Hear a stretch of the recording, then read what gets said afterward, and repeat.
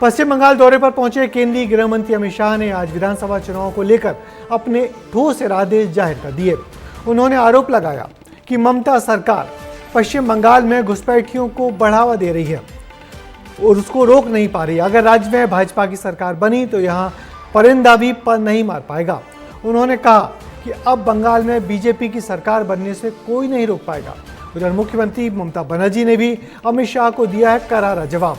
उन्होंने कहा कि घुसपैठ बंगाल में ही दिखती है, पहलगांव और दिल्ली में हमलावर कहां से आ गए। पश्चिम बंगाल की तनातनी पर देखिए हमारी ये खास रिपोर्ट।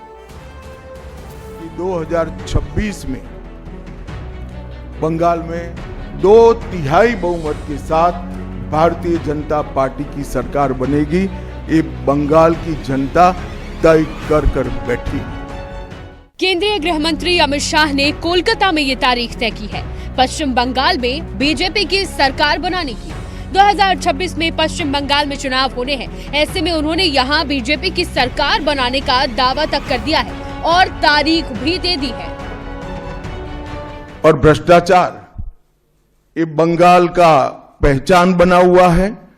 बीजेपी सरकार का संकल्प 15 अप्रैल 2026 के बाद जब भाजपा सरकार बनेगी, बंग गौरव, बंग संस्कृति, उसके पुनर्जागरण की हम फिर से शुरुआत करेंगे। अमित शाह ने बड़े ही ताकत के साथ अपनी बात कही, लेकिन यहाँ सवाल ये उठता है, क्या सच में बीजेपी इतना बड़ा फासला तय कर पाएगी? क्योंकि पश्चिम बंगाल विधानसभा में कुल 294 सीटें हैं। ऑल इंडिया तृणमूल कांग्रेस के पास 219 सीटें हैं और बीजेपी के पास 77 सीटें। सत्ता पर काबिज होने के लिए कुल 148 सीट चाहिए, यानी जितनी बीजेपी के पास है उससे लगभग दोगुनी। इस गुत्थी को भी खुद अमित शाह ने सुलझाया है। ये बहुत बड़ा अंतर है।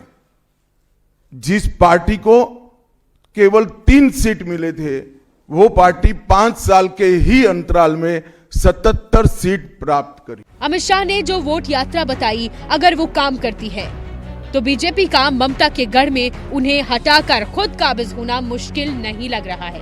तारीख तय करने के अलावा अमित शाह ने पश्चिम बंगाल में विकास की बहार लाने का वादा किया है और ममता सरकार पर खूब निशाना साधा। मजबूत राष्ट्रीय ग्रिड बनाएंगे जो बंगाल से घुसपैठ को समाप्त कर दे। इंसान छोड़ दीजिए, परिंदा भी पैर नहीं मार पाए, इस प्रकार की एक मजबूत ग्रिड की रचना हम करेंगे।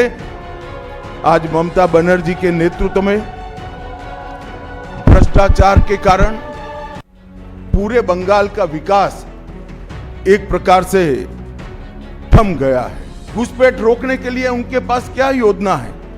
आर्टिकल 370 हटता है, वो विरोध करती है। सीएए लाकर बंगाल के शरणार्थियों को नागरिकता देने का हम कार्यक्रम करते हैं, वो विरोध करती है। और वो ठीकरा फोड़ते हैं कि बीएसएफ है, वो रोक नहीं रही। अमित शाह ने टीएमसी सरकार पर जमकर निशाना साधा, जिसका जवाब सीएम ममता बनर्जी ने दिया है। একজন দুঃশাসন এসছেন বাংলায়, ভোট আসলে দুর্যোধন আর দুঃশাসনরা আসেন, ওদের চোখে দেখবেন, দু চোখে দেখলেই আতঙ্ক হবে, এই বুঝি কিছু ক্ষতি করতে এলো রে।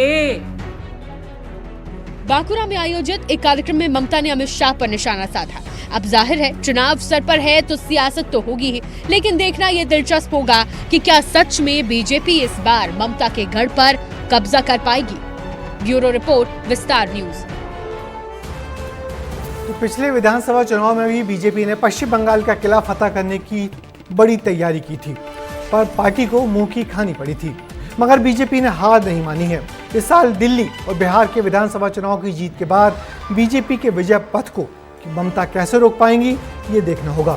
वैसे आज कांग्रेस के नेता अधीर रंजन चौधरी ने प्रधानमंत्री नरेंद्र मोदी से दिल्ली में मुलाकात की है। अधीर रंजन पिछले कुछ समय से राहुल गांधी से नाराज चल रहे हैं। क्या ये भी पाला बदलने की कवायद है या कुछ और, देखना होगा।